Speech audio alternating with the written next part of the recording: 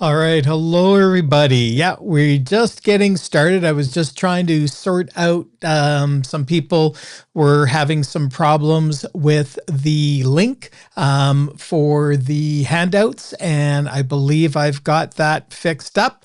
So that should be working. So if it's there, yeah, we've got found out. We're seeing in the chat that that is working. My apologies. This is what happens when you're trying to do things at the last minute because everything else has gone a little crazy over the last couple of days. So we're there. The handouts are there now.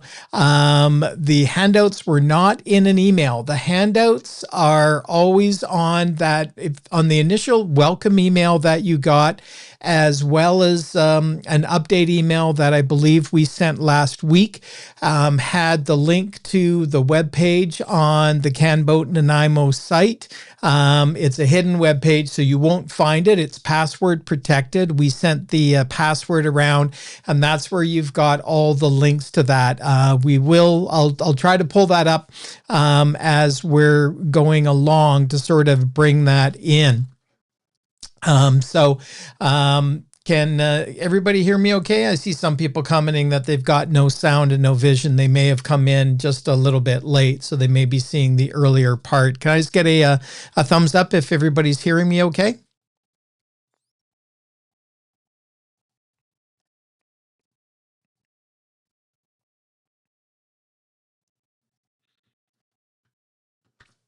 All right. Well, hopefully you've got me. I'm not getting any reactions right now. Oh, there we go. We're dealing with a little bit of lag. Yeah, so if some of you are having a problem, press play.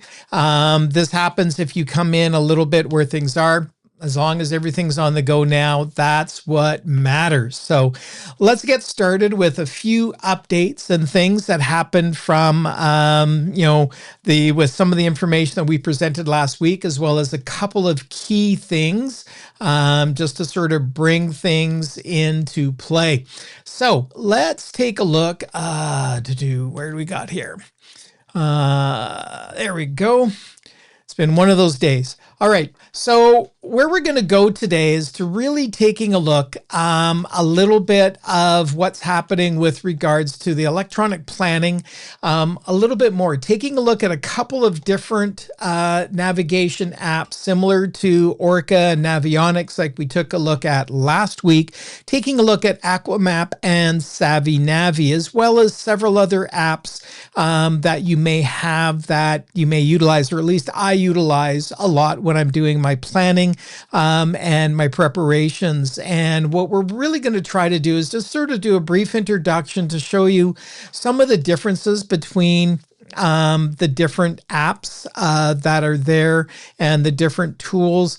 And then what we want to do is to try to put everything together that we've covered over the last couple of sessions to really try to sort of walk through a path. And we'll talk a little bit about that just in a minute as we're on the go. So one of the updates we did have in our slides, and I apologize for not updating this, but it was brought in from another presentation that I was dealing with. The weather radio service that we had on one of the slides from last week was discontinued last week on March 16th in 2026. So just a little while ago that was discontinued. It was basically because the cost of managing it and maintaining it across Canada was too expensive, and they were other alternatives, and people had access to a variety of things. The recommendation that they're suggesting is the WeatherCan app, to give you an idea for some of the resources that's providing. The good news is that the Coast Guard information is still active and still good. So they will still be running the continuous marine broadcast. So we will still have access to all of that information from the marine radio and from that side of things. Now, the other thing that I wanted to just sort of give you a brief little update on from last week is we had been talking about the Orca, and I had mentioned about the Orca core and how I was waiting for mine to arrive and I was going to be dealing with installing it. Well, I will be installing it and hopefully utilizing it this weekend and have some feedback and comment to provide. But just to give you an idea, I held off on, connecting it into the boat. This is the entire Orca core. So just to give you an idea, it is literally just a little bit bigger than, well, let's put it in perspective. So that's the Orca core, and that's my iPhone. So very easy to be able to tuck in anywhere on your boat. It can go through. There's a mounting bracket that I've taken off that you can use if you're going to mount it through a console or somewhere. But it also has sticky pads, so you're going to simply mount this at any point. They say it doesn't need to be upright like this, that it can be sort of tucked over on the side. I've seen other reports that suggest that it's better at picking up the GPS and everything from internally if it's in an upright position. But it does have a sticky pad that you can simply mount on the top to stick it wherever is convenient. And then it's got simple plugins to be able to simply plug into your NMEA connection or to your RayNet or whatever system that you've got. There's adapters to be able to connect it. So hopefully we'll have a little bit of an update on that for you next week. One of the things that is important as well is you're taking a look and trying these different apps and seeing the different tools and techniques that might work, is to realize that it's really hard to find a perfect app that has everything. One of the areas where, we talked about Orca being great from sailing because it gives you that aspects with the wind and helps you plan and tells you when you should be sort of getting a much better when you're going to be under power, under sail, where things are going. So there's a number of different ways that we can utilize that. The one area that in a lot of places around the world that Orca has some limitations on is its actual presentation of the current. And this is where we're going to take a look at a number of other apps, and the current tends to be sort of more like an animated version of what we've got than as we see when we're taking a look at, sorry, lost my train of thought here, that when we're taking a look at what we've got in the current atlas published by the Canadian Hydrographic Service, one of those documents that you're able to download. But that's where we get into some of the key components that using an app like Predict Current that we're going to take a look at tonight is a much superior tool to bring you that piece. And that's one of the reasons why typically when we're doing planning and bringing those things together, that gives you the element to be able to put all those things together and, give you the full package of information that you need. So it's rarely going to be just a single app that's going to be the one ring to rule them all. It's more often going to be a combination of tools that are going to work together. So if there's any questions from last week's session that we haven't addressed or that you haven't got, just type them into the chat and put a Q on there. I've seen people talking about the free trial on Orca. Yeah, a lot of these are just a free trial. The Aqua Map that we've got you the special trial with is going to be valid for 3 months. Now, some of you were just sending me your email that you used to create that today.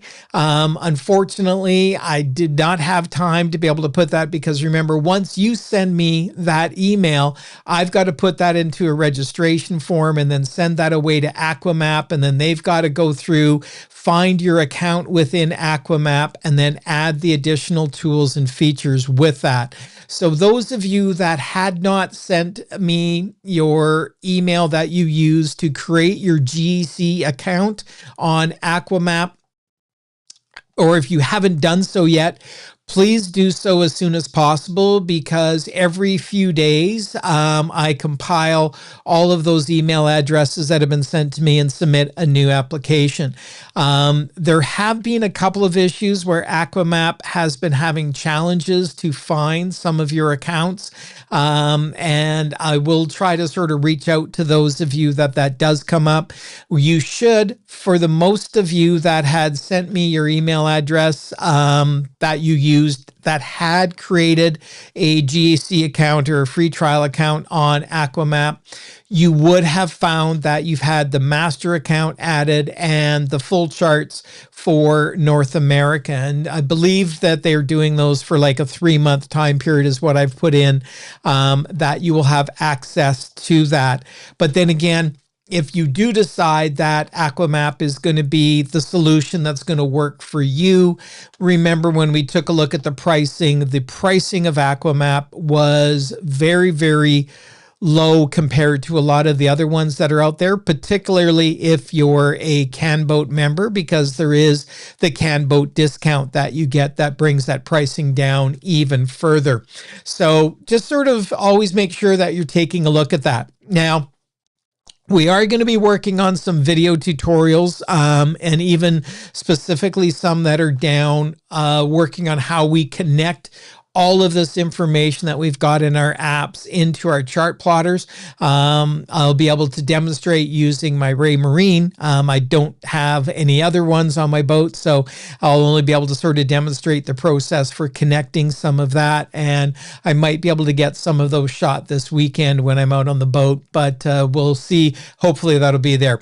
One of the best ways to sort of make sure that any new tutorials or things that are coming up is to subscribe to the CanBoat Nanaimo YouTube channel, as well as the Latitude Sailing YouTube channels. And that way there, as we start posting content and posting more information over the summer and through the fall, you'll be able to get notified whenever there's new content there that will be valuable.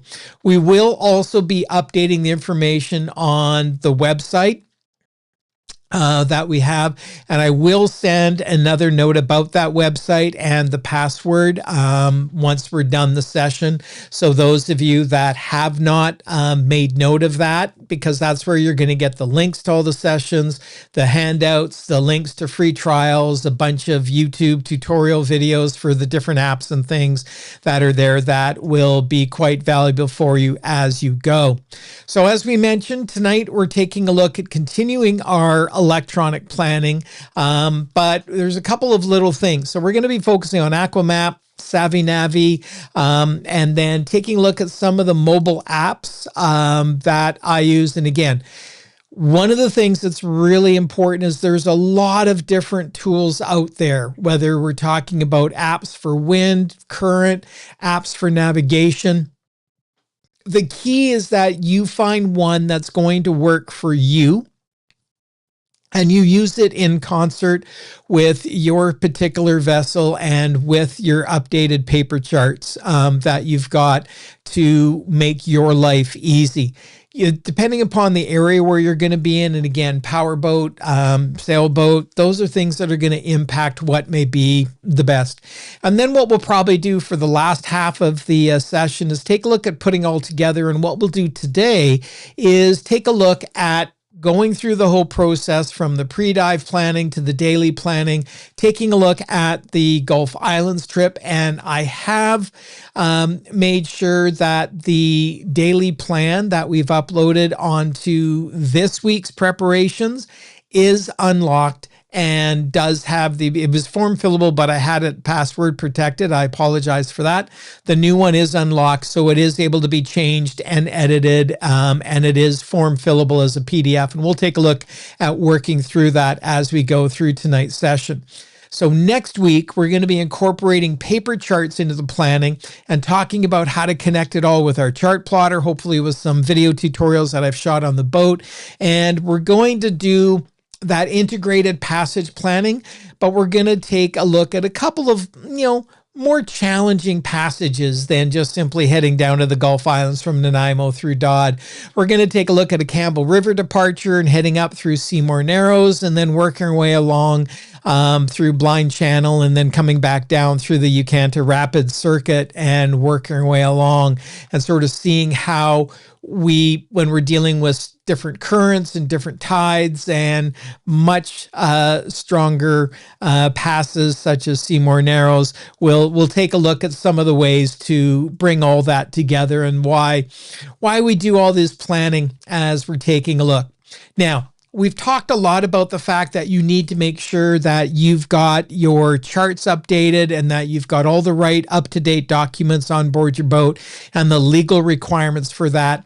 But one of the things that there isn't a legal requirement about, but it is a common sense requirement, and that is you should always work on updating yourself. So refreshing your knowledge, refreshing your skills, don't go and start doing something super challenging. One of the things that's really important is that whenever you start the season, you should always be sort of running through some person overboard drills, running through your emergency procedures, going through all of your equipment on board, making sure that your bailout bag has got up to date, that any of your emergency water, emergency food supplies haven't expired over the winter, making sure that your fire extinguishers are all in test, and making sure that your boat is updated as well. But you also need to think about updating yourself and making sure that your knowledge and skills are current. CanBoat has focused on realizing that there's certain things that sometimes people are a little bit challenged about. And so they've launched a series of mini courses that are available at the link that we've got on the slide, canboat.ca/boating-mini-courses. Good URL for mini courses. And these are sort of short 2 to 4 hour online sessions on things about docking, avoiding collision, going through the aids to navigation, refreshing some of the things about anchoring with assurance, some of the basic fundamentals that if you've ever done an on the water boating course in any format, you would have gone through and utilized these. But not everybody has done on the water training. Sometimes they may have just done classroom training and the learn by trial and error. But there are ways to be able to take a look at that. So these courses are 2 to 4 hours, normally $44.95, but if you're a CanBoat member, then you get them for $35.20 is the CanBoat member pricing on that. Now, Nautic Ed, which is the main sailing and power boating organization that I do certifications through, if you are a sailor, they have 2 free courses, one which goes through some of the basics of sail trim, which is a 2-hour course, which is a great little refresher with some amazing 3D interactive graphics to sort of help get your mind around your sail trim again, as well as a 3 to 4 hour course on the navigation rules for sailboats. And both of these are available for free. There's no cost for those, and you can get them by either scanning the QR code that's on the slide or on the handouts there, or going to latitudesailing.online/nauticed. But we don't want to look after just the sailboaters. We also want to look after the power boaters as well, but you don't need a sail trim course. So there's a separate 2 to 3 hour course on navigational rules for power boats, just to make sure that you're refreshed on who is the stand-on vessel, who is the give-way vessel, making sure you've got all that. And that's at latitudesailing.online/nauticed-power-free, or by scanning that QR code on your site. One of the things that is important if you are looking to charter a boat, whether it's power or sail, depending upon where you are in the world, a lot of locations, well, every location is going to be looking at your experience and looking at your qualifications. Certain areas, particularly in the Mediterranean and Europe, they require a sailing license, which typically means the ICC, which is only really able to be issued in Europe because Canada and the US did not sign on to the UN Charter on that. So there are challenges with doing an RYA ICC to be able to charter internationally.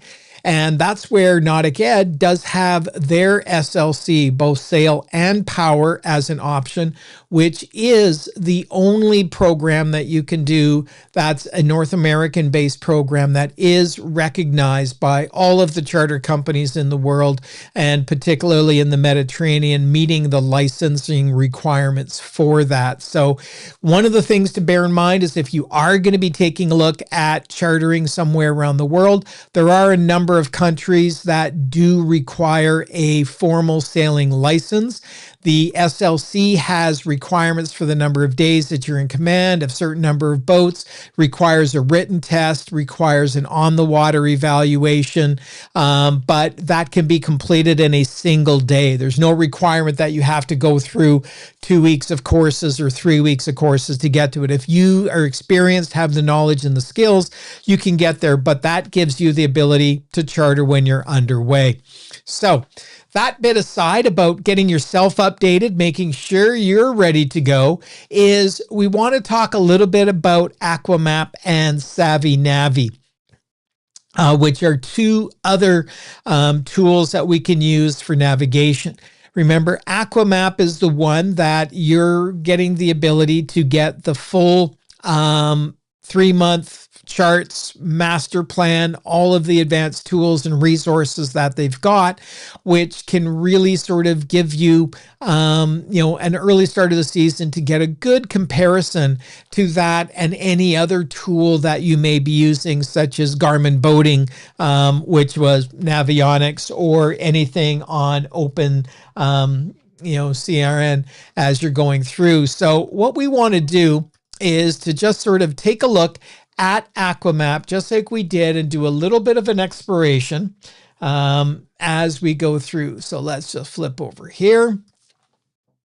Now, so if we go in and take a look at Aqua Map, one of the key things that you'll notice as you take a look at the different tools that you're using and the different platforms that you're using, what you're going to find is that the view of the map is one that's going to be a fair bit different as you go. And some of them are going to have more detail, less detail. And you've got the ability to manage for most of these as far as overlays that you've got and various tools. And so this is where we can do automatic planning, or we could do manual planning by changing and clicking down on the bottom. We also have the ability over when we click on the 3 bars on the bottom right. One of the things that's always really, really important with any tool that you're using is to set up the parameters for your specific vessel the way that you want. And so make sure that your settings are up to date and that it's current and you've got all the details. So for example, if I take a look at the charts, this is where we can get the managing any of our subscriptions. When I click on the boat, we have the name. You can change the icon from a sailboat, powerboat, or just an arrow. Choose the size of the boat that you've got. How long of a time stick based on your current speed is going to be extending when you're underway. What type of boat and fuel you've got. And then the key information. Putting in your average speed, putting in your fuel consumption per hour so that it can, in the calculations, tell you how much fuel you're going to use. Talk about the draft that you're going to have, which is going to be important with its routing to make sure that it's going to be taking you around an appropriate spot and not running you aground as it's working your way through, as well as the height. Because if you've got a mast, depending upon where you are, you need to make sure that you've got the clearance as you go and any beam that you want if there's dangerous bridges, as well as the length of your boat that you've got. So you've got other settings that you can have in there.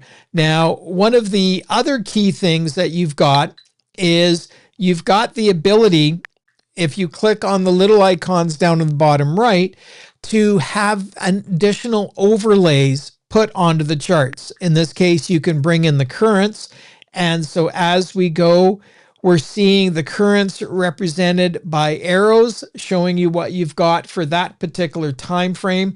And the coloring is going to indicate knots, as you see over on the left-hand side, as it's going from blue up to purple. That's going to be indicating a change in speed, as opposed to having the speed on a pinpoint with what you've got. You also have the ability to be able to have wind as the overlay. So you can sort of see where are the winds. And if you simply click on it, you can turn it off. Gives you an idea on the strength of the wind in knots. Again, you've got a color scale on the left-hand side. That's going to give you an indication into what you're dealing with there. And it's quite good in that when you zoom in or zoom out, it's going to be making some adjustments as you go. You also have the ability to see the waves that you may have in that particular area and any gusts that you've got going on. So giving you an indication as to what type of gusts or strength that you're going. Again, I don't typically use the charts or my chart plotting tool for those purposes. I prefer using Predict Wind and Predict Current. I find that they're a lot more accurate, and I'm just more comfortable with having that level of accuracy in my calculations as I go. So if we were planning on using Aqua Maps, I'm going to be heading down to take you there as you're going. We can sort of go in and I can say, okay, I'm going to be leaving my slip here. Whoops. Doesn't like me there. So let's go. Where are we here? Okay.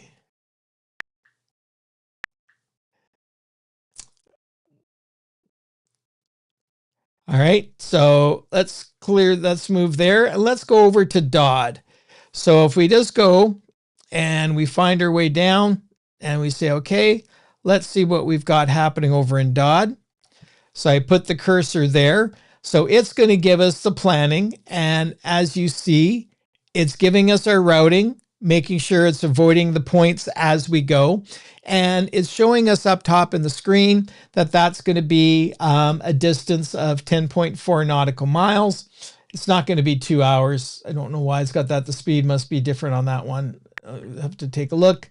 And you could simply save changes and navigate, or we can delete the changes that are there. Let's run that one again. So we're going to start from there, and you see that it adds your latitude and longitude on the side, and that's going to become important when we're doing our main plot or our plan. And then we come down here and we get at this entrance to Dodd, and we see that's where we're going to go. And there we go. Distance, that's better. It was taking me back and forth. The distance is going to be 5.9 nautical miles, and it's going to be 1 hour and 9 minutes. And I'm going to burn 2.7 liters of fuel on that phase of the journey. And so this is where, as we take a look at any of these particular stages, so once we've got this route, we can change the name of it, and then we can save it. And that tends to be one of the key information that we get with all of the different charts. You have the ability to plan the routes out, save the routes, and then depending upon the chart plotter that you've got, you may be able to just simply wirelessly send the plan over to your chart plotter and have all of the routing automatically put in.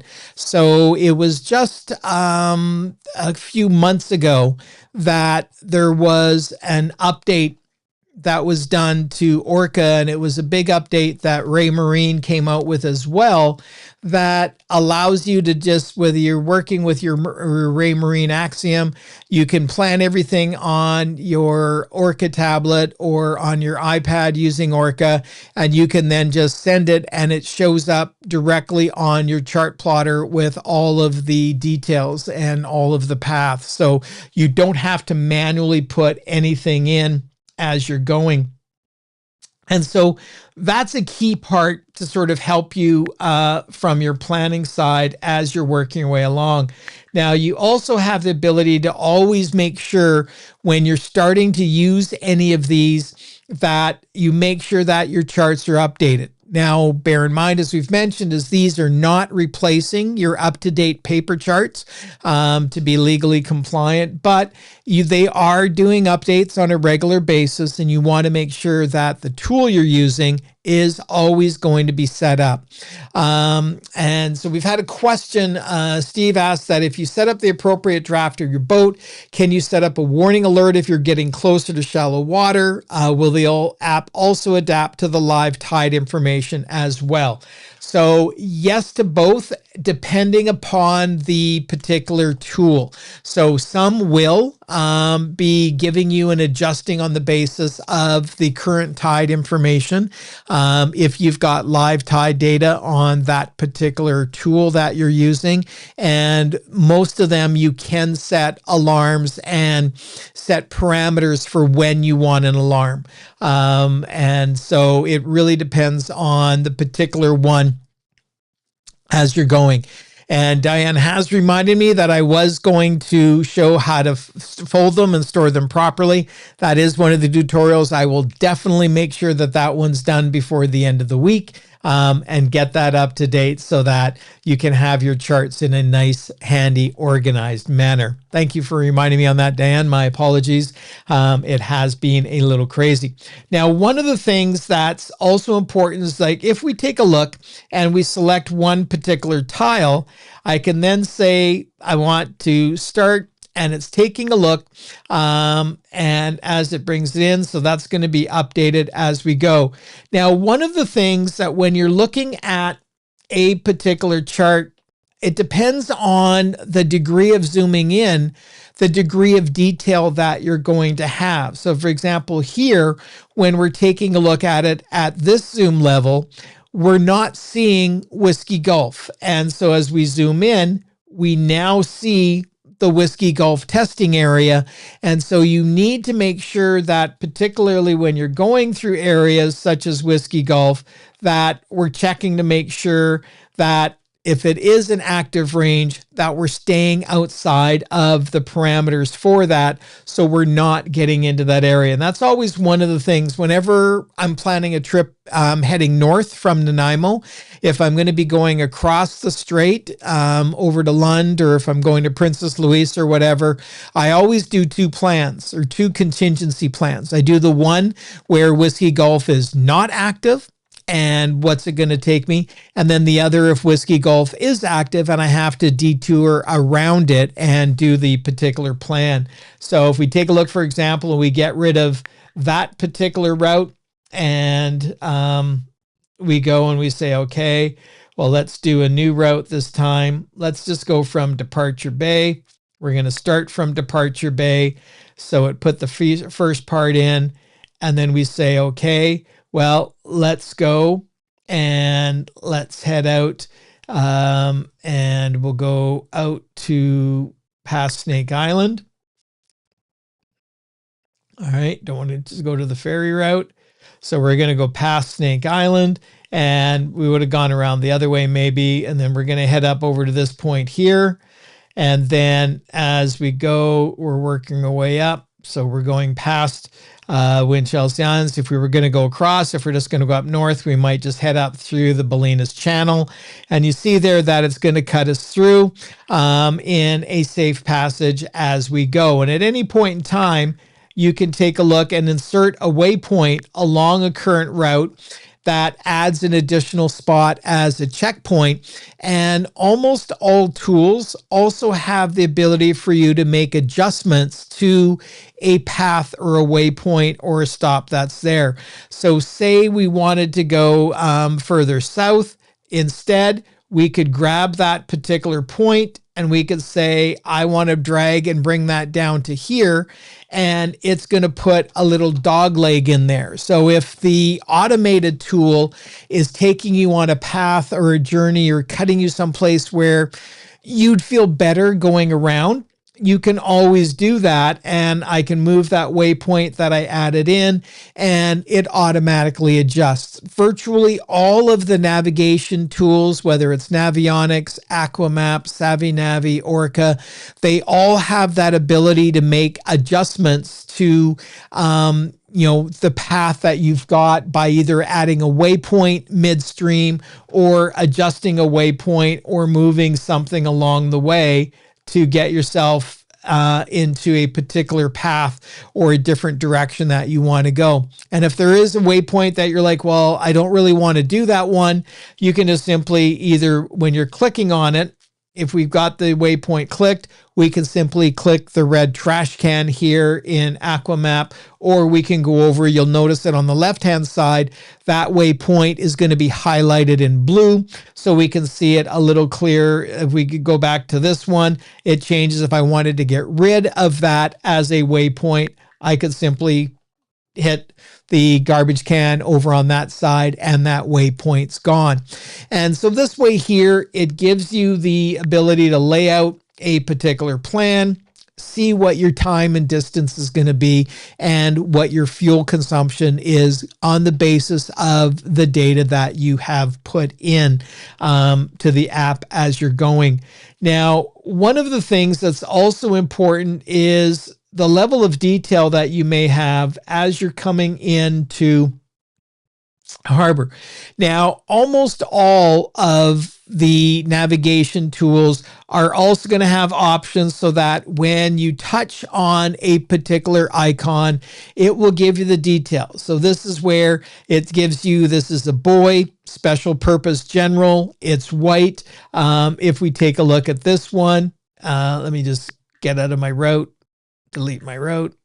So that's going to be P9, which is going to be a green marker.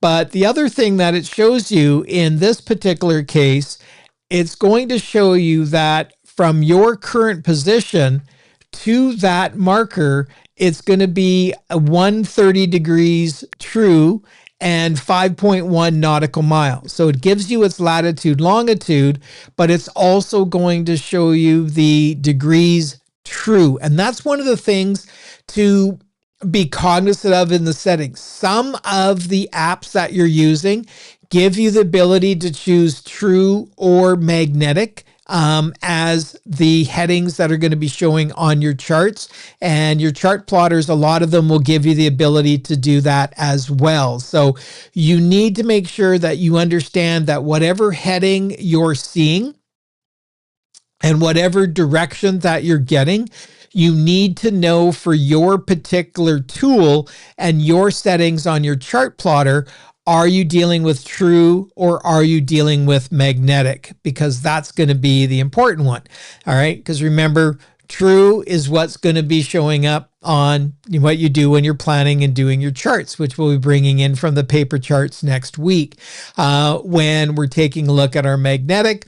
And then you've got your compass. All right. Because remember, your compass is going to be dependent upon the deviation and that deviation card that you've got on your boat as you're working your way through. So we'll take a look at that when we're doing our master plan. So this is one of the things that's always important. And you see different lights. For example, when we take a lat one there, that one shows us that that light is at a height of 20 feet. It's quick flashing white at a period of 1 second. It's visible from 9 nautical miles. And it gives us the sector is for 257 degrees to 270 degrees. So that's indicating a safe passage into the harbor. And that's why it's got the green on the one side, red on the other. And then the center pathway is your safe passage to be able to come through. So this is where by simply clicking on it, we can get a lot more particular details on that. And when we look at that map information, this gives us our overcast, clouds, and breeze. So we can see what are we currently dealing with and the details of what we've got and be able to see all the particular details in that area. So couple of questions that have popped up. A rule of thumb for fuel consumption per hour, you have to run the numbers. You have to do the math. And so the key thing to do is in your planning sheets when you're underway, let me just kick over here for a minute and make sure I've got the right screen going here. No, let's go over to Acrobat. All right. So one of the key things is this is the daily planning sheet that we use when we're predicting what we're going to be doing. But this is also the sheet that I'm going to be using when I'm underway, sort of my active log sheet as I'm going along. My log sheet's got a couple of different features and information in. So when I'm actually underway, every time I'm going to do a major change of direction, or anytime I'm changing from motor to sail or whatever the case may be, I'm making a note of it. It's not here on the planning sheet, but on my actual log sheet, I've got a column there for sail, motor sail, power, and then I keep track of how often the motor was running. So how many hours was the motor running on that particular day? And then when I'm typically running at around 2,500 RPM for my vessel. And so then when you go to fill up, you keep track of, well, how many hours did you run? And then you fill up and say, well, how many liters did I take? And then do the math. And then what you do is over 2 or 3 fills, you can start to fine tune that a little bit. And I've got mine to the point now where I know that mine's going to be 2.35 liters per hour is going to be my maximum fuel consumed that I've got. So on the chart, we will take a look at it. T is for true north, V is your variation, M is your magnetic north, D is your deviation, and C is your compass heading.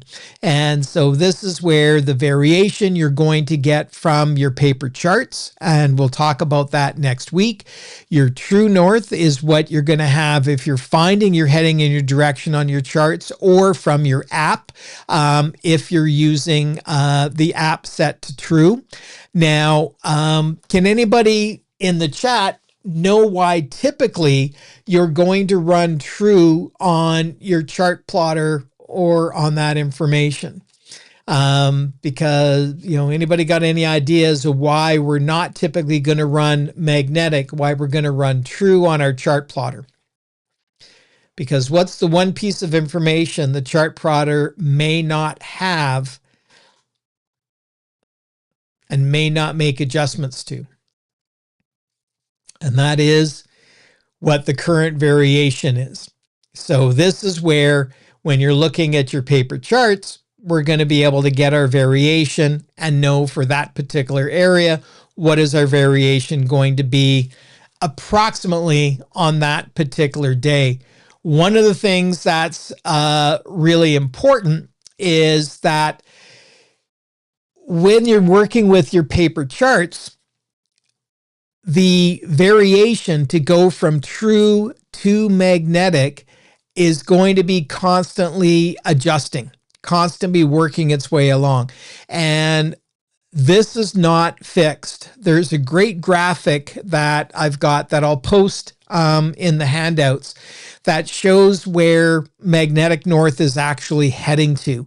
Now, typically magnetic north, when I was a kid, we always learned that it was sort of in northern Hudson Bay. And if you were somewhere around Windsor in Ontario, you were at 0 was your variation, because true north and magnetic north were in line from where you were standing, going from there to magnetic north, and then going from magnetic north to the North Pole, which is where true north is going to be, or your chart north.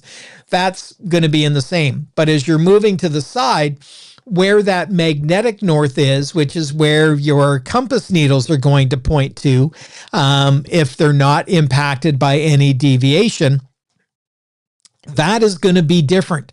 And your charts are all laid out, and we'll talk about this next week when we're doing our calculations to do these adjustments. where you've got your compass rose on your charts, and it's going to tell you how much a year those variations change. And this is another reason where you're going to get a difference in the charts depending upon older charts or newer charts.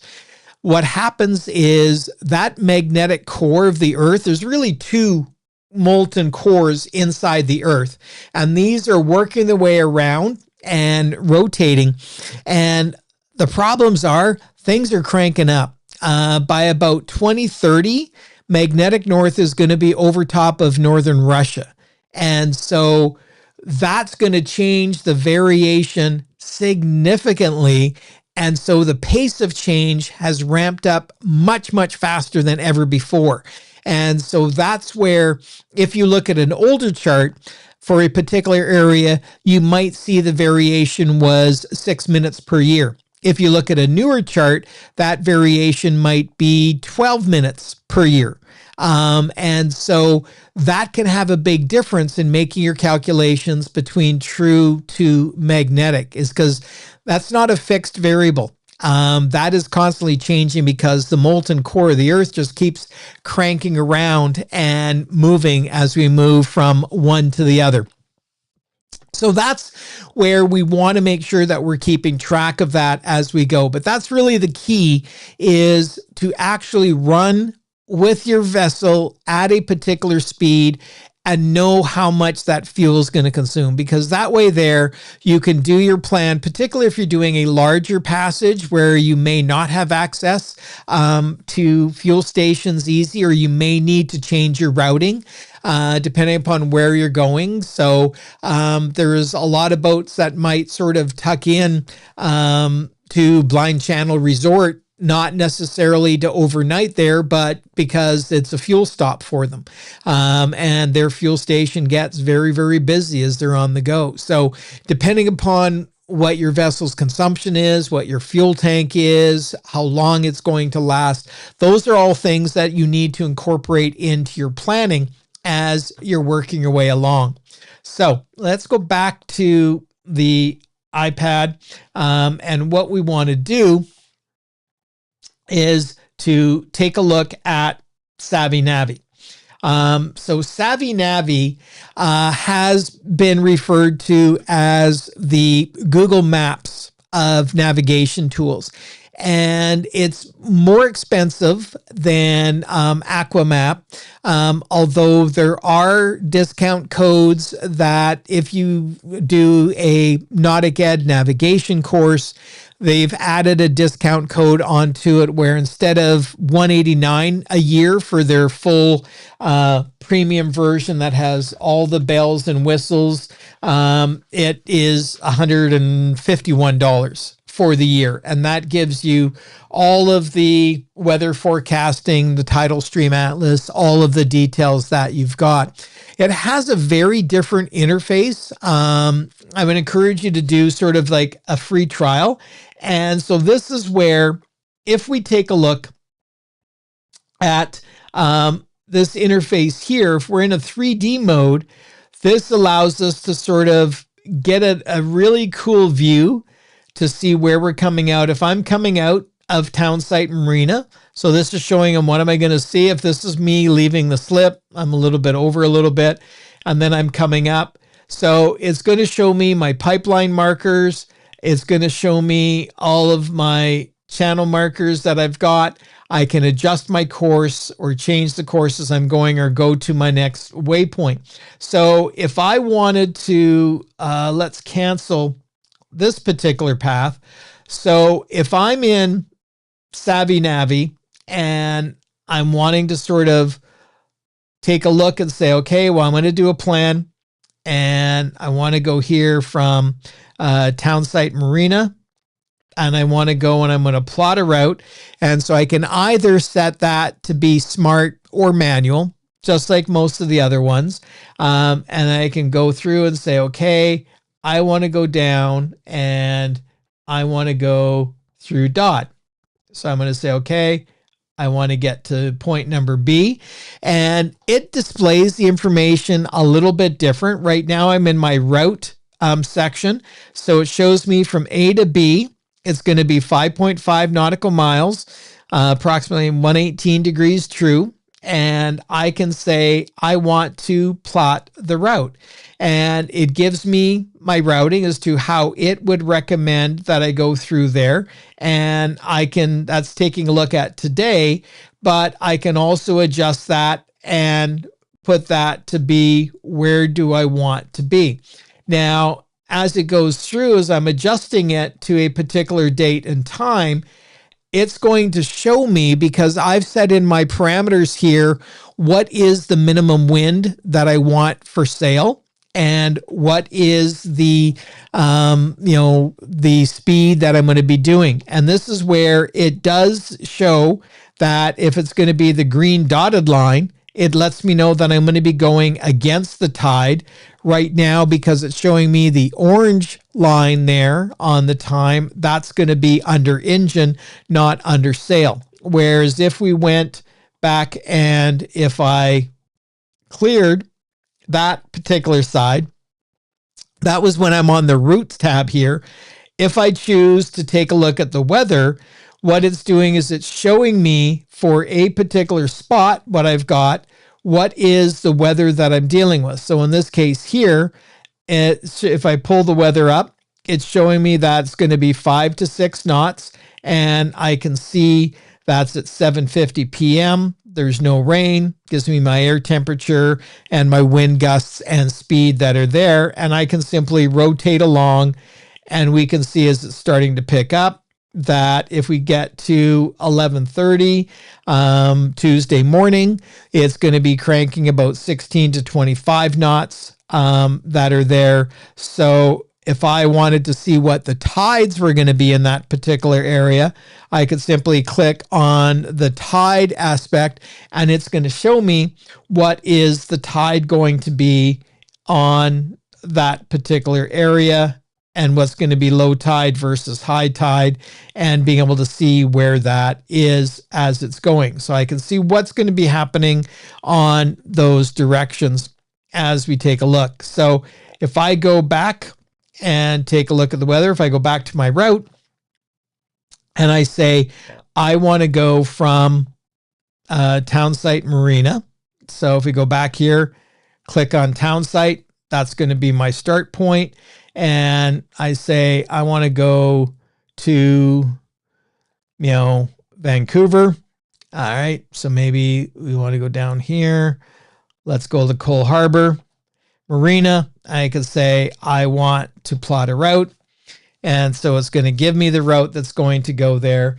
And if I take a look at the schedule, and I could change that. And this is where, as we see, we got certain periods where it's going to be changing a little bit. And we got periods where we're going to be able to be sailing. And where we've got the green dotted line as opposed to the green straight line, that means that we're sailing, but we're going against the tide.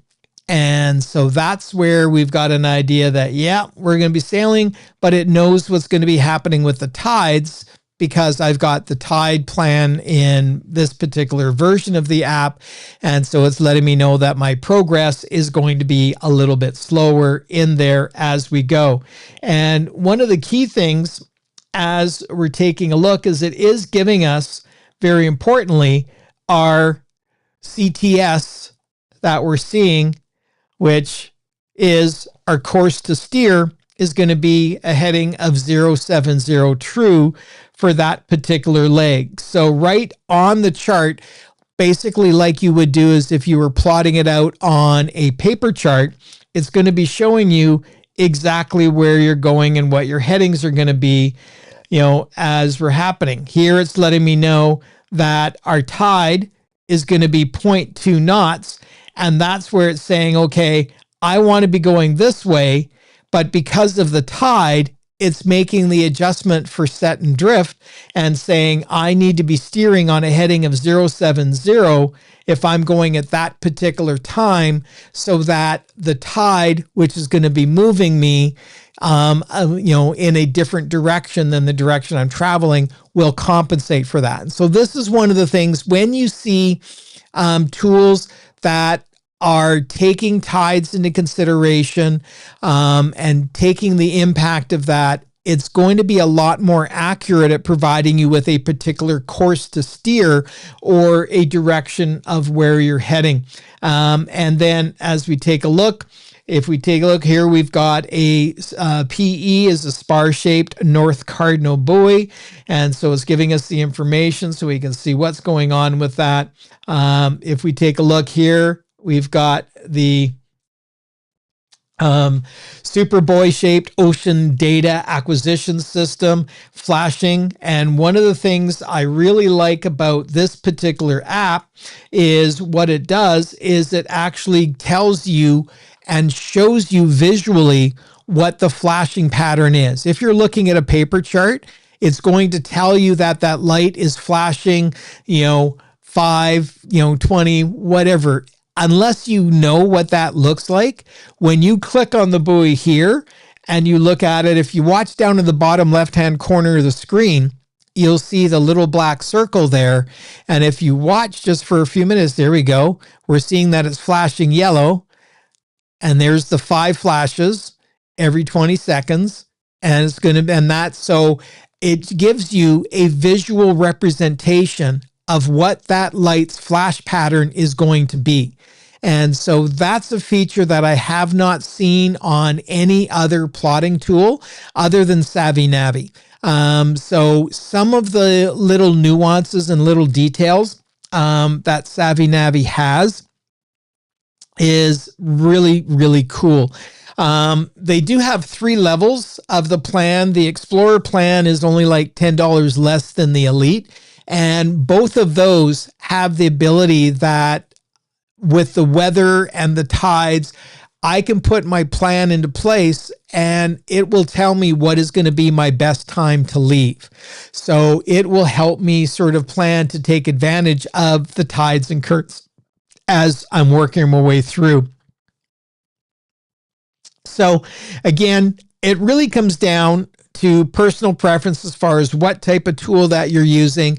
Most of the navigation tools are going to have the same sort of key features, but not all of them are going to have all the features that others are going to have. So it helps you be able to really figure out what you've got. So this case here, we're seeing this is my routing departing tomorrow at 4:20, and it's going to tell me that it's going to take me 6 hours and 12 minutes. It's 36.3 nautical miles, and I've got a foul tide of 0 to 0.5 knots. And so it's telling me basically what I need to do.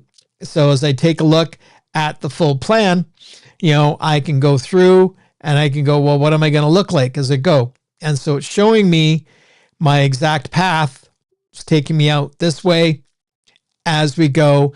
And so that's going to be one of the key features that you can take a look at with your planning as you take a look.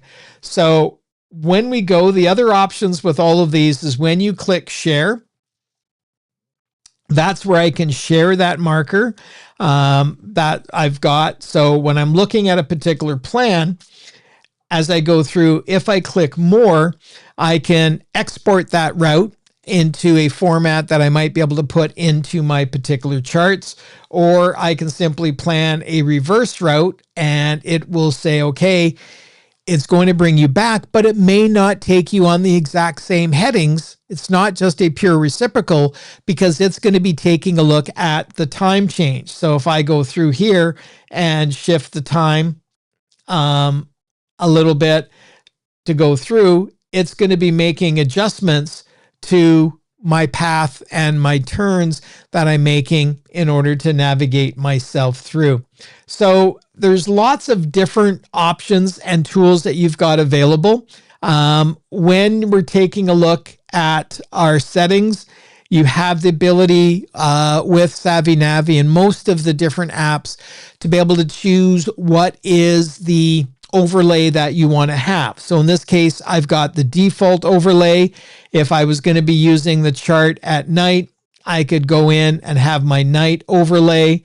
That's going to be showing my information, to protect my vision that I've got. I have the ability to sort of see the satellite overlay or the government chart details. But more importantly, if I'm on my default, I can take a look and I can overlay the currents. And as I zoom in to what we've got, and let's make sure, turn the currents on. And so that's where it's then going to be showing, and we start to see the lines of the currents showing up. They're in a light gray, so you can't really see it super strong. If I zoom in a little bit, we can get it a little bit more. Or I can overlay currents and wind. Wind gets a little clustered, but it does help you sort of see where is the wind going to be going as we're walking our way through or taking the path. Now, again, as I mentioned, I prefer predict wind for taking a look at the wind and currents that I've got. You can also overlay cloud and rain or AIS. Because remember, one of the features that we said a lot of these apps will have, you can get it in the premium version of Predict Wind, Savvy Navi as well, and Orca all have beyond line of sight AIS. And so if I've got the AIS turned on, as we take a look, it's just like I'm on my chart plotter. We're seeing a vessel there, and if I tap on it, it's showing me that it's a cargo ship, last updated 7 minutes ago, and it tells me the source. And so the source in this case is not line of sight from my vessel because of the fact that I'm not on my vessel, I'm someplace else. It's telling me that the source is internet AIS. And so any vessel that is connected to the internet that has an AIS transmitter that is going on the internet. So if you've ever used any of the tracking apps for vessels that you've got, it's pulling that data from the internet and putting it onto the charts so that we're able to see beyond our line of sight. So beyond what we would be able to reach through our regular AIS. So while that may not necessarily be super important when we're navigating in the BC coast or in the Gulf Islands, if you are doing an open ocean crossing and you're wanting to sort of grab a little cat nap as you're doing a multi-day passage, you may want to take a look at that AIS on going beyond your line of sight and say, well, what is out there that I'm not seeing? And any of those large vessels are going to be sort of showing up on that. So you can see and get information about vessels on AIS from a lot further distance. So here we're in Squamish Harbor. I can take a look and we see that that tug's there, shows me their MMSI number, their course over ground, their position, and where they're heading. In that case, he's at the dock for coastal towing that's there. And so looking at the details and the features is really one of the ways to get a good feel for what a particular app is able to provide for you. Now, the other parts that you can do, one of the things that's really interesting within Savvy Navi is you can connect it to your NMEA network that you've got. You're able to make annotations on the chart. So this is where you can add a particular annotations that are for your use only. So if you want to sort of mark something, you've got the ability to do that. You also have the ability to set an anchor alarm. And when you're choosing to set your anchor alarm, you set the geofence around how far do you feel comfortable with that and where do you want that to be. So I can change sort of the distance and say, how far do I want that to sort of be on my radius of my anchor alarm that I've got. I can also choose to say, well, I don't need to have it that far on that side because of the fact that, it's not an issue depending upon what we've got. So you can really position and choose that and then set the alarm to let you know if you're dragging anchor or any time. Just on a quick little side note on that, one of the best tools that I picked up that I have on board my vessel that I use for, judging distances and, figuring out whether I'm dragging or not is just pick up a cheap golf rangefinder. Nikon makes them. A lot of people make them for being able to cheat and find out how many yards it is to the flagstick. Those are great little tools that you can quite often get on sale, particularly as golfing season's coming up. And they're great on the boat because you can sit there and you can go, okay, what is the exact distance from my stern to that next vessel? What is my distance from my stern to the shore? So rather than trying to estimate, because most people are notoriously horrible at being able to estimate distances over water. And so that just makes life so much easier to help, get a feel. You don't wake up or you don't sort of take a look over and go, is that boat closer than it was before? Is somebody shifting? Is the shore closer? You can just basically go, yeah, it was 64 feet. Yeah, still 64 feet. And, it's just that real handy little tool to streamline some of your processes and information that's there. So we have put some tutorials for Aqua Maps on the links to the site.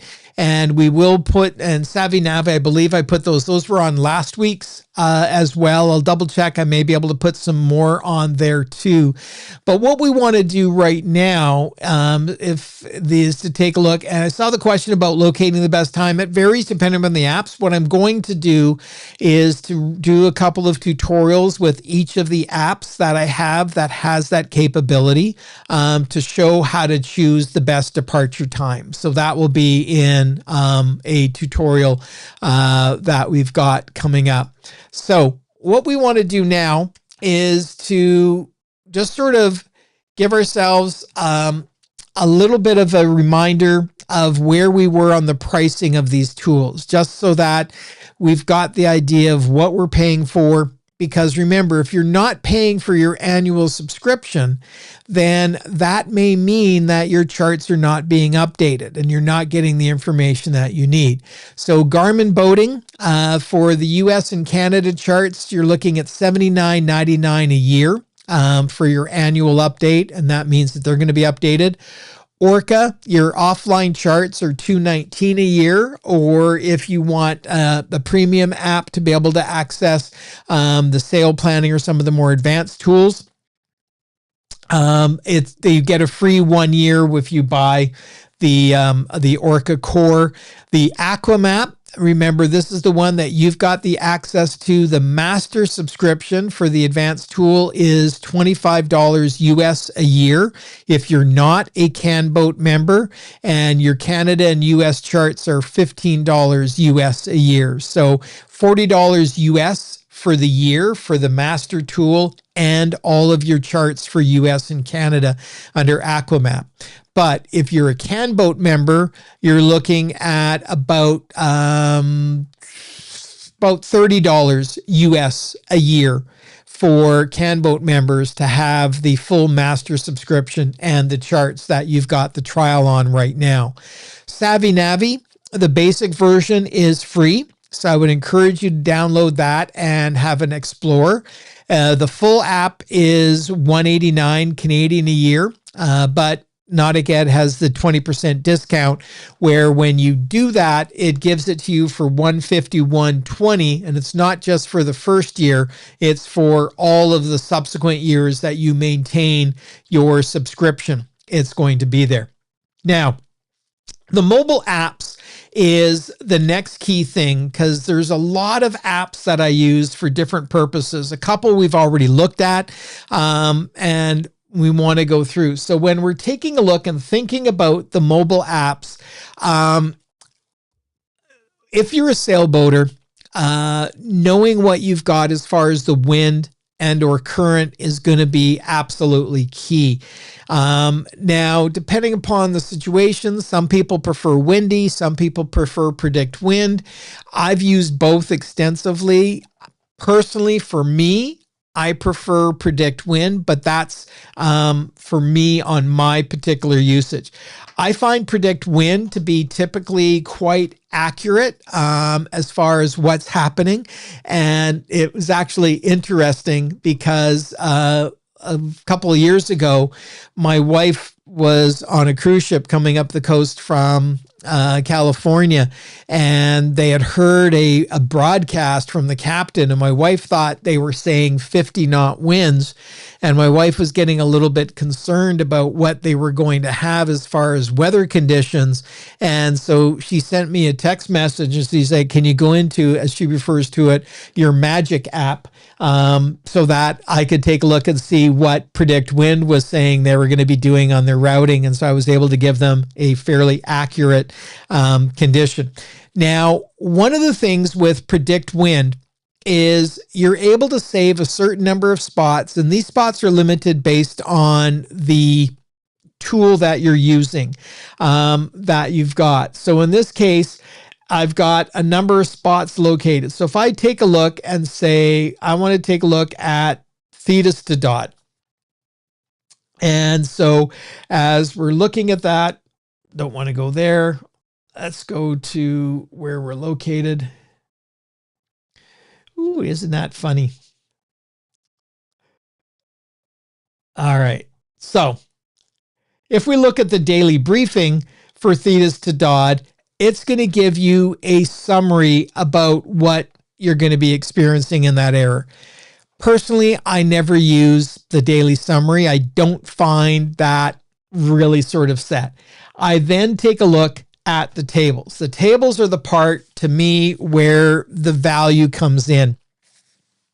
And so as we're taking a look at the thetas to dot as an example, what we see is we see our times across the top.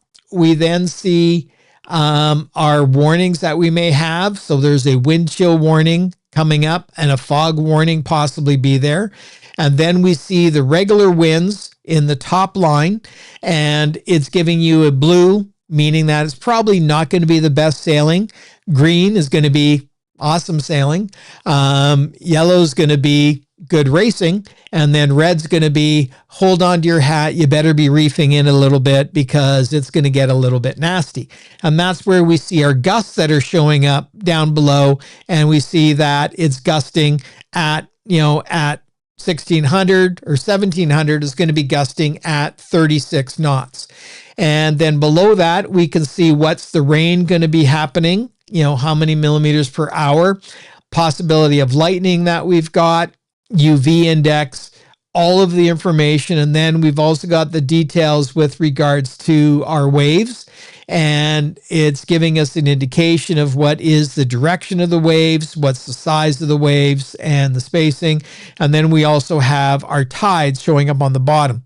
Now, one of the key things that I really like about Predict Wind is they take a look and they show you all of the models. And so when you take a look, you see there's 10 different models that it's using to take a look at its calculation. And it doesn't just take an average of these.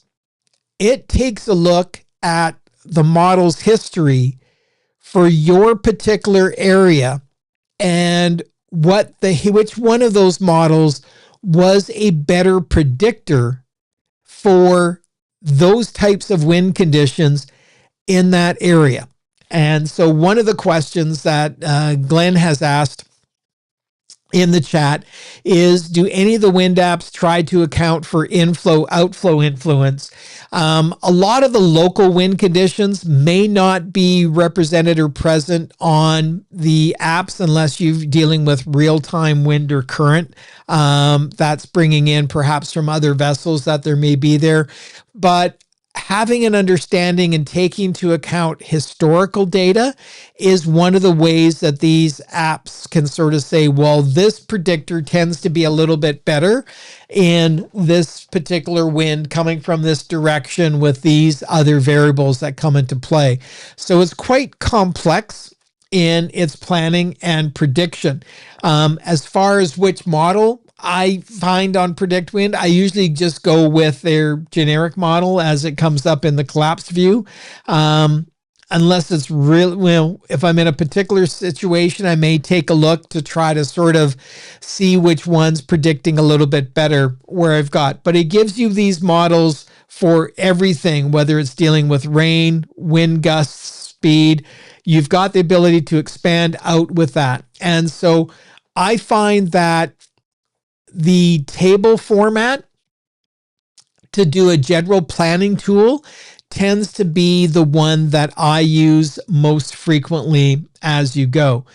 The one that gets really good as far as helping you plan or visualize on a bigger picture is if you're not looking at a single point, because that's what this was. If I looked here, if I got rid of Cape Spear, that was a Newfoundland location. If I say I want to add a location, and so if I sort of zoom here and I go, I want to pick a spot that is going to be by Hornby Island. So I can choose, I want to save that location and I can name it Hornby. And so Spence, Hornby. There we go. All right. So if I choose Hornby as the location that we've got, and I go, that's where I want it to be. So save that location. And so now in my list of locations that I've got the ability to go in and see what is that showing at that one particular spot. But again, that is going to be dealing with the information in that one location, not necessarily going to be what I want to see. So here, what we've got the ability is if we take a look at the map, I can go in and say, what do I want to see on the forecasting time here? So I can say, I want to see the wind, I want to see the waves, and I want to see the current. All right. So I should be able to get that, but it's there. So if I go with the wind and waves, or if I go with wind right now, as I zoom in, this is going to be showing me what is the wind going to be doing. And again, we're using a color-coded scale, and we go, and I can either, by putting my finger on the bar down at the bottom, by sliding that bar along, I can see here that at 5 a.m. on Tuesday morning, I can see that the winds are going to be heading north and they're going to be building. That's going to be, I can look at the color and go, well, it's probably about 15 to 16 knots. But I can then simply just tap on any particular spot and it will tell me that on that particular spot, the wind speed is going to be 17 knots, again, forecast, at 123 degrees true, gives me my lat long and my pressure. I can just sort of move the cursor around and I can see that it's going to be 18 knots there. It's going to be 13 knots there. It's going to be 8 knots over there. So I can really see at any particular moment in time what the winds are going to be doing in a particular location based on the forecast. And as I'm going through there, if I want to see the run over several days, I can just simply click the play button down on the bottom, and it's basically going to show me how are things progressing, and I could pick that particular spot. So if I pick that spot there, we see there Wednesday it's going to be 15, 16, 11, 10, 7, and it's going to be 8, 9, 10 through to Thursday, down to 3, and then it's up to 19, 17.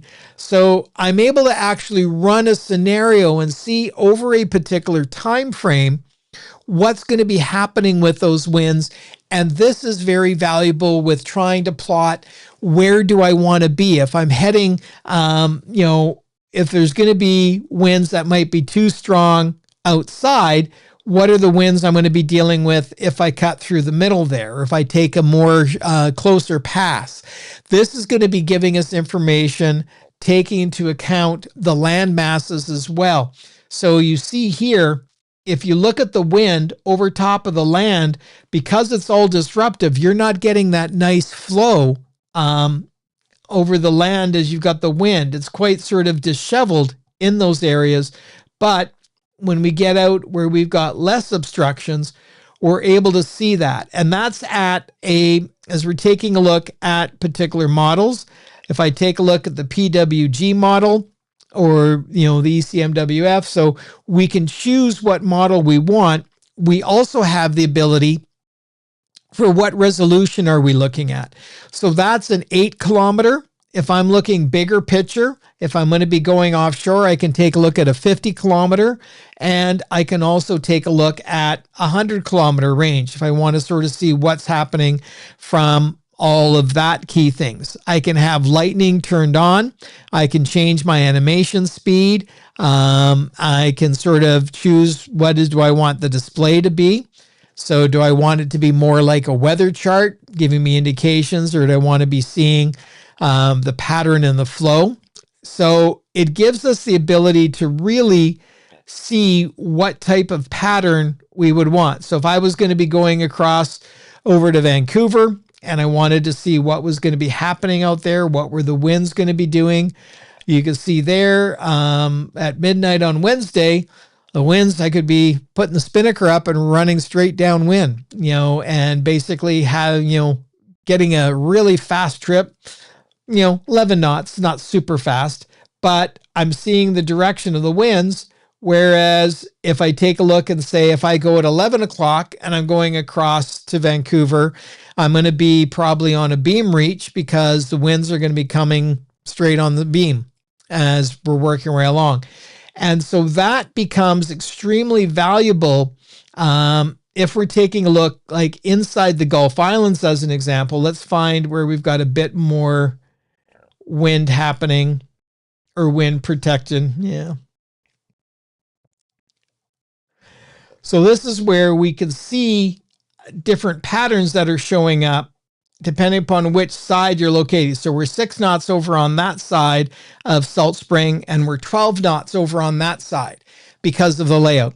And so that's where the predict wind is going to give you the key details. If we take a look at predict current, not now, it's going to give you a lot more specific details. So if I take a look at the map on my current situation, so this is showing me my tidal current and the ocean current. So this is taking into account any water movement created by the tides that are happening. And I can take a look at that at 100 meter resolution or 400 meter resolution. And we're taking a look at the current in this location. So if I go here at 100 meter, all right, this gives you a really cool idea and shows you what's happening at Dodd Narrows right now. So this is showing you that right now at 8:25, if we take a look at in Dodd, the current is running at 313 magnetic. Is our current direction, and she's probably running about 3 knots through there right now. As we take a look, if we touch the bottom, if we go and we say, I want to measure, I can measure a distance through the caliper from there as we're going, as we see the flow of the water. So this is where I always like predict current because it gives me a really good idea of what's happening. So here you see where the eddies are being created going around the island. Where's the current going to be taking you in? But then you can get on a back eddy. So do you cut between the island and be having to fight the current, or do you go to the outside of the island and then you're going to have, the pathway with it? And so by keeping a good close eye on the predict current, or if you've added the current option into your predict wind app so that you get all of it into the one predict wind, not through the separate app, it gives you the options to really key in and see some key details about how are things going to change. And the key thing to note is this is taking into account the current, the tidal current, and the ocean current that we've got. So it really does help you plan accordingly, to be able to sort of, get a good feel for where you're going. So yeah, so if we take a look there, in this case here, as we're taking a look, that's 5.12 knots as it's going as a pickup, so 2.6 knots.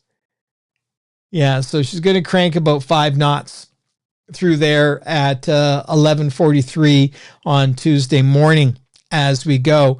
And so I really find this to be accurate. We see one of the questions comes in the Pacific Northwest: how many days out do you trust your prediction?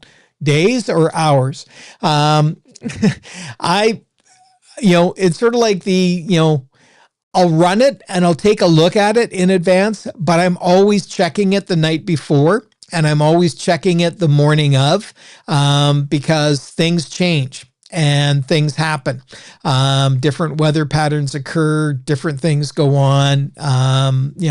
If you take a look, weather forecasting can be a bit of a challenge as they go.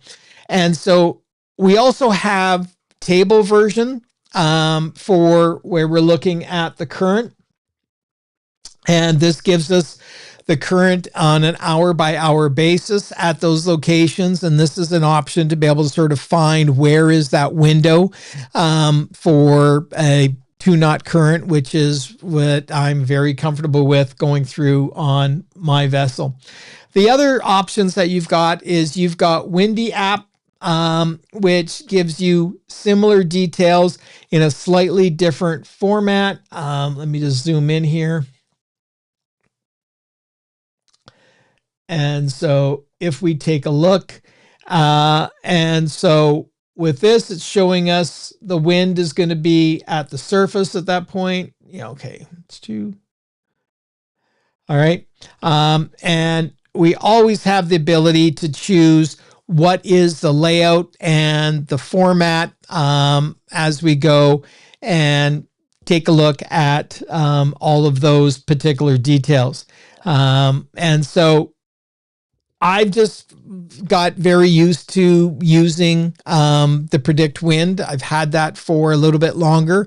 I did try Windy for a period, but I just found that the layout and the functionality for me was especially. Martin has asked a question: can it provide an estimate of wave height in channels, especially if wind is against current? Yes, and in fact, some of the tools like predict current will actually give you a warning, and because of this particular area, and say warning, wind versus current, and comes up when you're taking a look at that. So it does take that into consideration. But again, all of these are not to be taken as 100% gospel that this is what it's going to be. These are designed as predictions, taking into account the best available data that it has. And we need to use our local knowledge. We need to be conservative and look at things.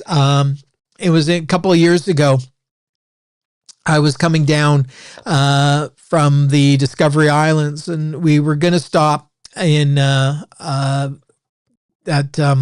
Hornby Island, and the weather was looking kind of iffy for the next day. It wasn't bad, but it was looking like I wasn't too certain. I said to my wife, I'm like, do you mind if we just push it and let's go all the way to Nanaimo? And she said, I'm not really liking what I'm seeing for tomorrow.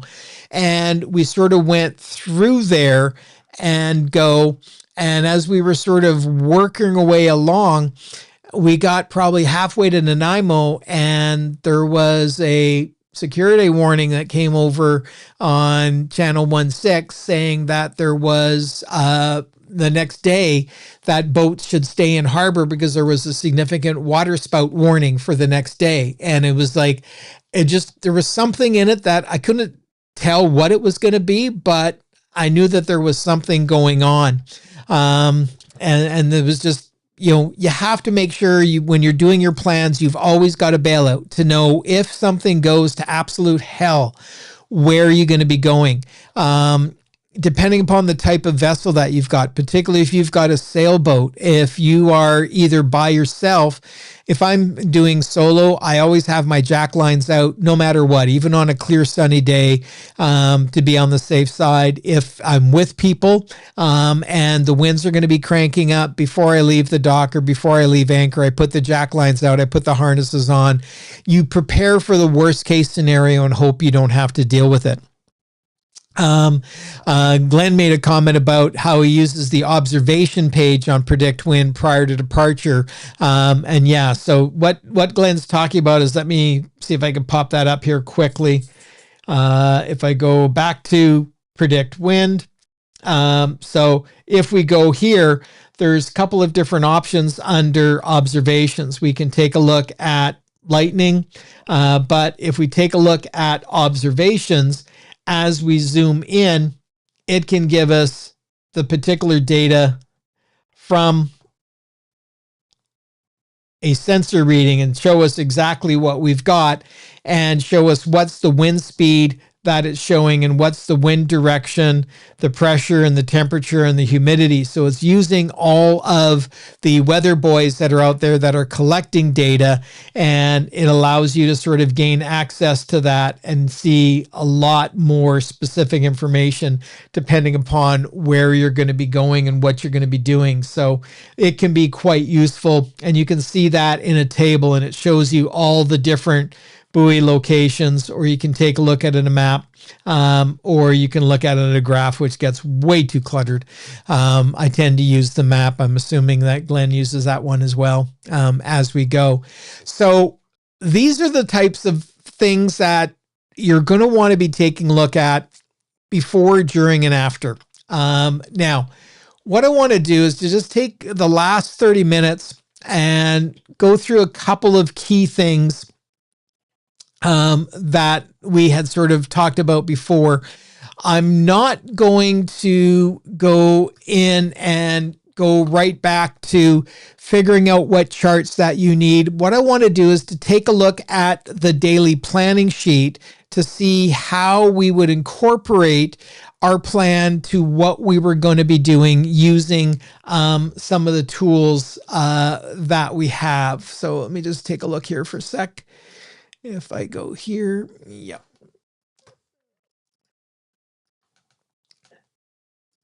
So if we take a look, Polly's, I'm going to have to be flipping back and forth to a couple of ones here. So if I go here, and I take a look at, so if I go onto my iPad, I'm just going to close out of this and go to my Navionics, which, as I mentioned, tends to be one of my default ones where I'm working through. So if I'm going to be, say, making a plan to go through Dodd, I just sort of zoom in and I get myself to where the boat's going to be. And I say, okay, I'm going to go to my, route plan, and I want it to be automatic. So I could put my first stop in, and as cancel. Let's go manual on my route. So I'm going to put my starting point, and then I'm going to put coming out. We're not going to worry about that. And I was putting my waypoints in. And so then, as I'm sort of going, if I wanted to set my start point from that last spot, so if I wanted this to sort of be where I go into my charts, we see there that that's going to be, if I'm planning, I would set that time to be 0:00, and I'll show you what I've got there. And my elapsed time is going to be 1 minute. So it's going to be 01 or 00:00 0100. And I can type the latitude and longitude into the planning chart that's there. So I can go 49 degrees, 10.772 minutes north, and then 123 degrees, 56.470 degrees west. And so this is where, if I show you what I was just typing in, so if I go back to my screen and let's zoom in on this, let's go to 125. And so this is where we see here that our time was 0000. So the elapsed time is going to be 1. And so what that's doing is it's calculating the time of each leg and the total elapsed time of the trip. Now, because of the fact that I'm using this as my default speed, so I'm going to use 5 knots as my speed. And the distance for that was going to be 0.1 nautical miles. All right. And so, and then the heading that's going to be is going to be 54 degrees. All right. So if I go here under my true heading, that's going to be 54 degrees true. And the variation we would get from our charts. And we can take a look at that as we go. Now, when I go to do my next stop, and so if we take a look at what we've done within the Navionics that we have, let's go back to the iPad. So now I can say, okay, I'm going to go, let's just scoop ourselves right out to here. And so that's now showing us our next waypoint. And so that's going to have our waypoint is going to be 1 nautical mile, 142 degrees. That's going to be 11 minutes and 36 seconds. And so it's going to show you that directly below the latitude and longitude. And then it's going to give you the total elapsed time from the start. And the reason why that becomes important and why we put the elapsed time on there is because it gives us an idea that if we are leaving the dock at a particular time and we're trying to get to Dodd by Slack for wherever we've got things, we can sort of do that plan as we go. And so if we take a look and we go back to our planning sheet,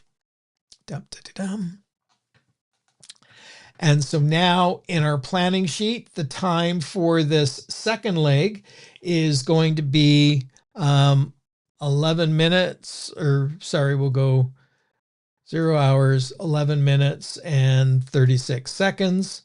And so that makes our elapsed time on this one is going to be 12 minutes and 28 seconds. And so whether you put seconds in or not depends upon how short or how long your pathway is.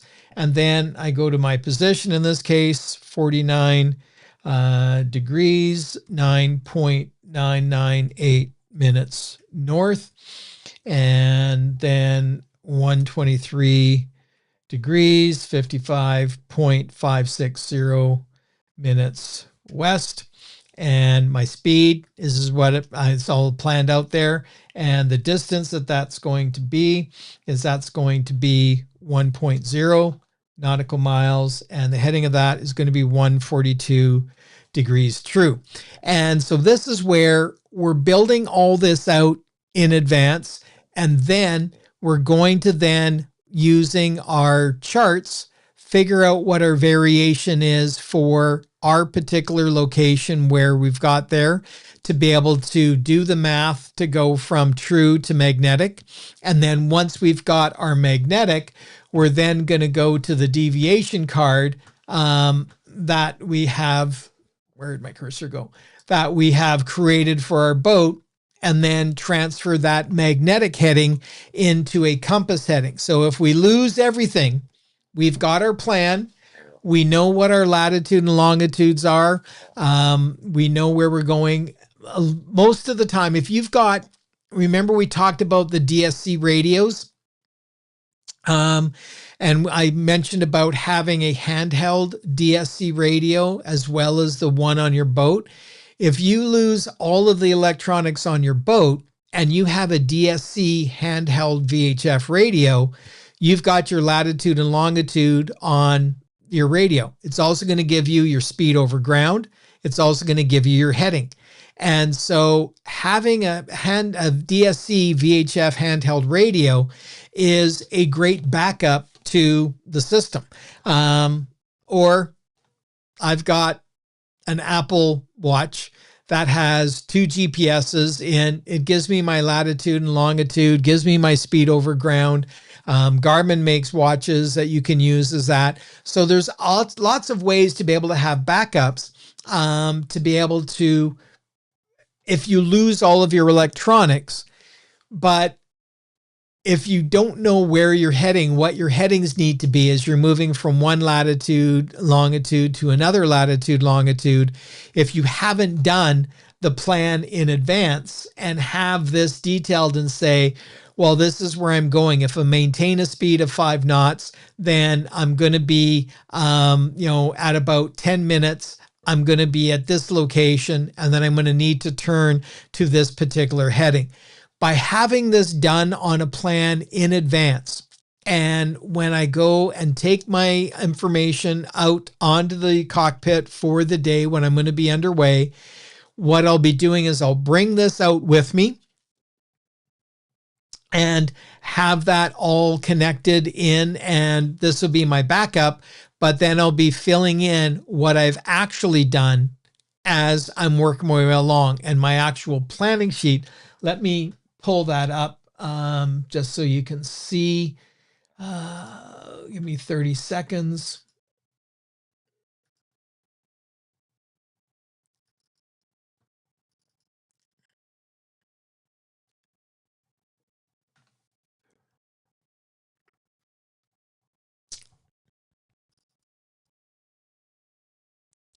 All right, so this is my actual working daily plan that I have for the boat on when I'm underway. So this, let me drop this down a little bit, go to 125. So on my vessel, I'll put the trip log in at the top, and I just print these out and I fill them in on the actual given day. While I'm underway, I put my start location, my end location, the date, the purpose, who's on board.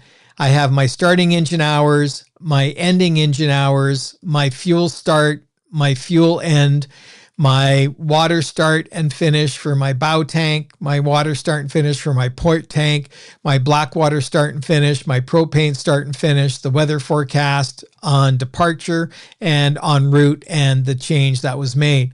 And so what we see here in the actual plan is a little bit different, but very similar to what I do on the planning sheet in advance.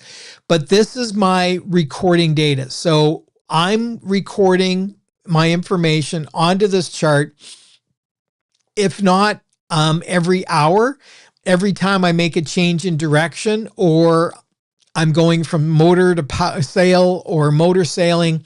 So I've got an indication of what did we do. So I'll make a notation of the actual time of day, put my latitude and longitude in, and the position method. Was it done by a fix? Was it done by GPS? What was my actual speed at that moment? What distance have we covered since the beginning of the day? And then I'll have my TVMDC will all be put in, and then I'll have an indication, was I under sail, under power, or under motor sailing, and any sort of comments like held up at Dodd by pod of orcas, which has happened far more often than I would like to know.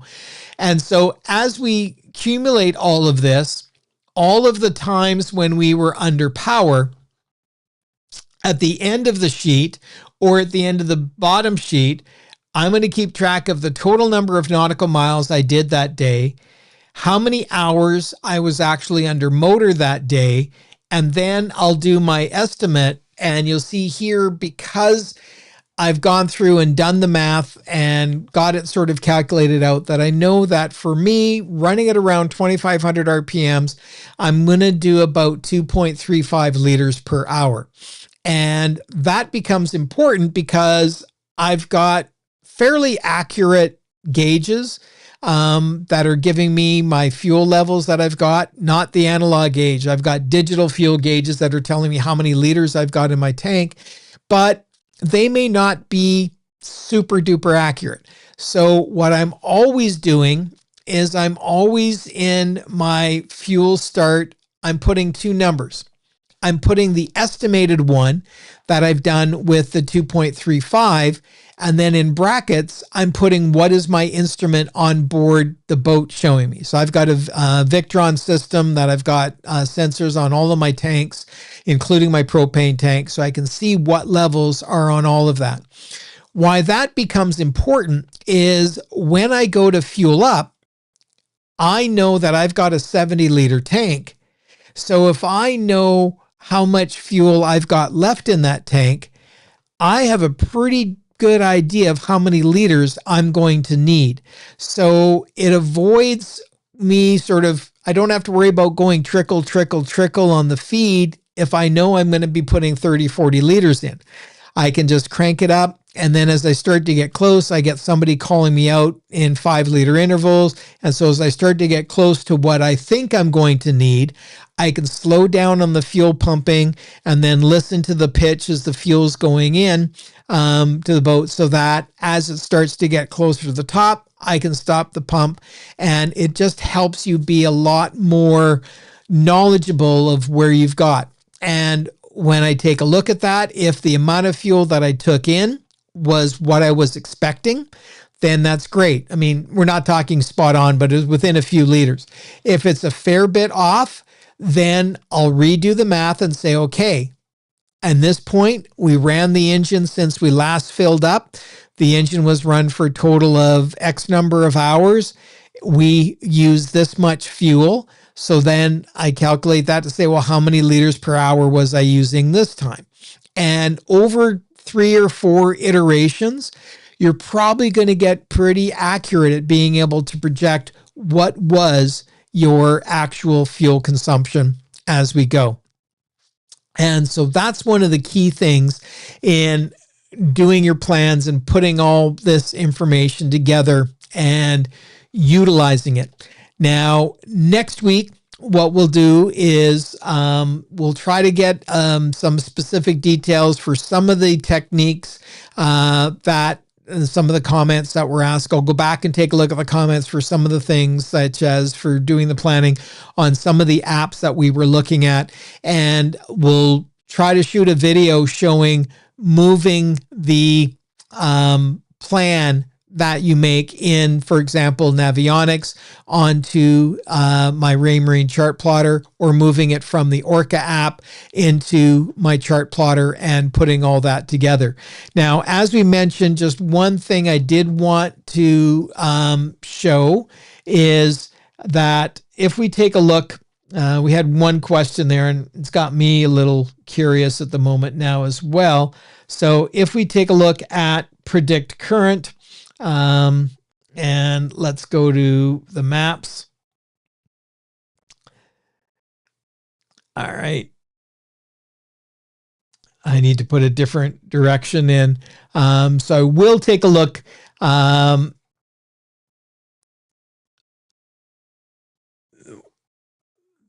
just sort of take a look at questions.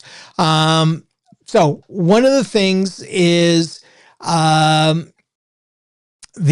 first of all, we had a question of why calculator note TVMDC in the sailing log makes sense for planning, but why note all of them if underway? Wouldn't T for the plotter and M for the compass be enough for the purpose of the log? Well, M is not your compass. M is your magnetic north. C is your compass. In order to get to C, you've got to calculate M and then use your deviation to go from M to C. So your compass, in order to get from T to C, you have to go through them all. You can't just do T and then jump all the way through, because you have to go with your variation from true to magnetic and then go from your deviation to go from magnetic to your compass as you're going. One of the questions is, do the apps work when you don't have the internet? All right. So it depends upon what aspect of the apps you're talking about. So what you're going to find is that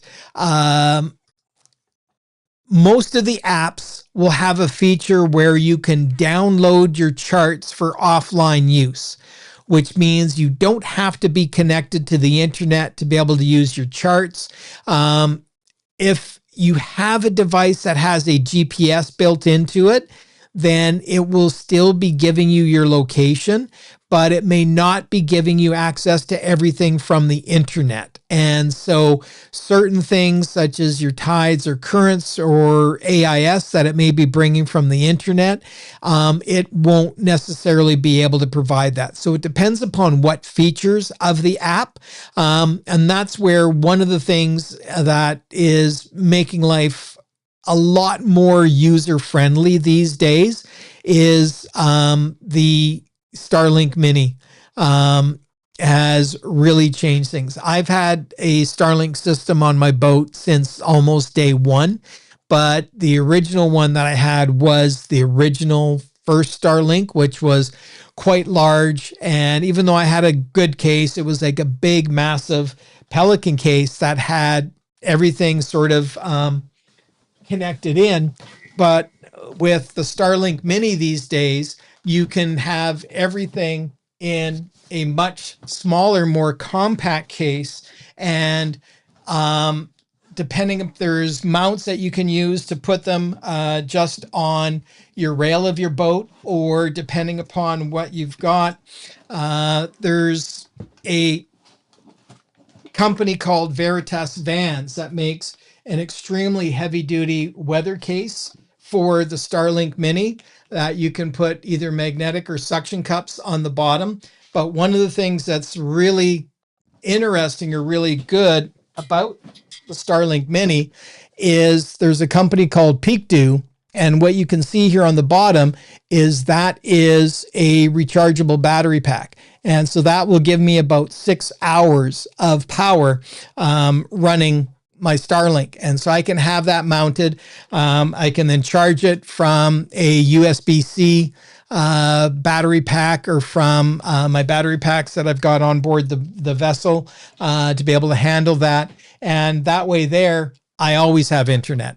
And so if I need something, if I need to do any planning, or if I need to make emergency phone calls, if I'm outside of cellular range somewhere, I always have internet available. It's also a really great device if you're going on vacation anywhere, if you're going to be somewhere rather than paying for roaming fees. And the system that they've got, the Starlink Minis, are actually extremely good. They'll work from inside your vehicle. And in fact, this mount system that is designed, these feet that are on the bottom, if I was going to be in a vehicle, I could unscrew these feet and I could mount them on the top, and then you could literally just suction cup this to the inside of your sunroof. You can also use the suction cup and just suction cup it to the outside of your vehicle. It's supposed to hold doing about 90 miles an hour, but I've never tried that and I'm not about to. But you can easily just flip the suction cups around and stick it on the inside of your sunroof if you're in your car and you want to have access. But on the boat, I just have it sort of mounted on my companionway hatch or on the rail. I've got different mounting systems depending on what I need, so I can have internet access at any time. And it makes it so much more convenient these days than the old satellite systems or even the old original Starlink. And for those of you that may have had an original Starlink, it was a full articulating system that was motorized. It drew a lot of power when you were on the hook. And I had a mount system where I would mount it on the bowsprit of the boat, and it would be trying to align. The new Starlink Minis and even the new Starlink system does not have a motorized articulating system anymore. It doesn't need it. There are so many Starlink satellites up there. It doesn't need to try to align to find them. It just sort of points to the sky, and there's enough satellites to be able to do that. The only difference between the mini and the latest full-size version of a Starlink system is the bandwidth. But even with the mini system, it's still capable. I can live stream 4K video on that, and it's got no lag, no delays.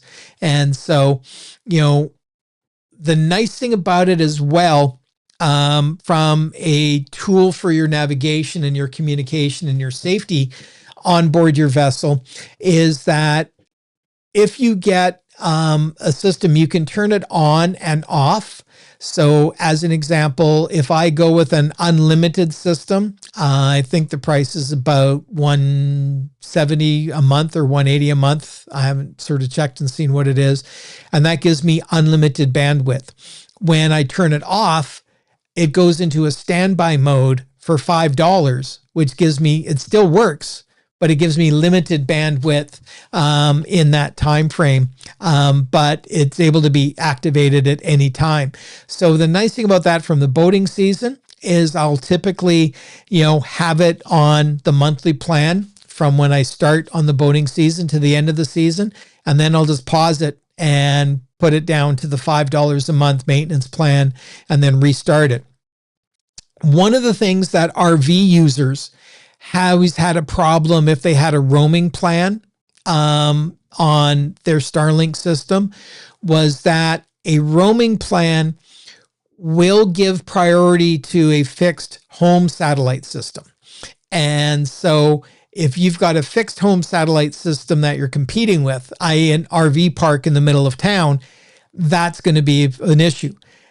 On a boat, you don't have a whole lot of home systems that you're competing with when you're at anchor somewhere up north. So, you don't have the competition for the bandwidth that you're there. So it never really becomes a problem. All right.